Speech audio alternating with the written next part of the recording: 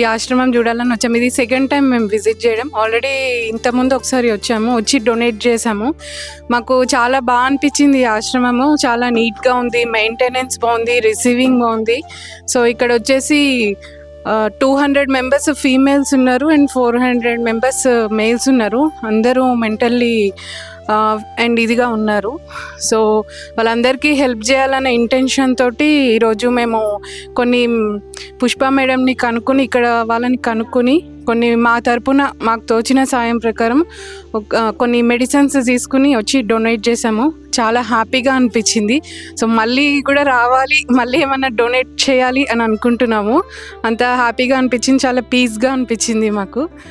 So ఈ video ద్వారా ఇంకొక 10 మెంబర్స్ అన్న ఇన్స్పైర్ అయ్యి 10 to 20 మెంబర్స్ ఇలానే ముందుకు వచ్చి అందరు హెల్ప్ చేయాలని అనుకుంటున్నాము. Thank you.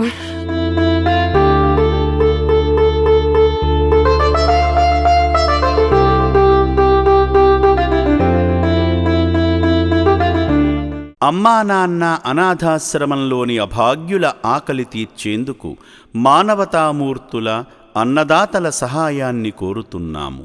ఈ రక్షణాలయంలో జీవిస్తున్న నిర్భాగ్యులకు 3 పూటలా అన్నదానం చేసేందుకు నిత్యావసర వంట సామగ్రి నిల్వలు సరిపోక ఇబ్బంది అవుతోంది. ఈ స్థితిలో ఆకలి తీర్చే మానవతామూర్తుల సాయం కోసం ఈ అభాగ్యులు ఆశగా చూస్తున్నారు.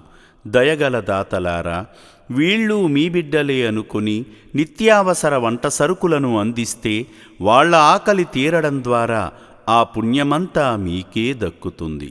సేవాభావంతో మీరిచ్చే కేజీ బియ్యంతో 4 అభాగ్యులు కడుపు నిండా తింటారు. 3 పూటల 1800 మంది ఆకలి తీర్చాలంటే ఎంత కష్టమో ఒక్కసారి ఆలోచించండి. దయచేసి బియ్యము, పప్పు, నూనె, కూరగాయలు ఇలా ఏదైనా సాయమందించి శ్రీ పుణ్యలింగేశ్వరుని అనుగ్రహానికి పాత్రులు కండి.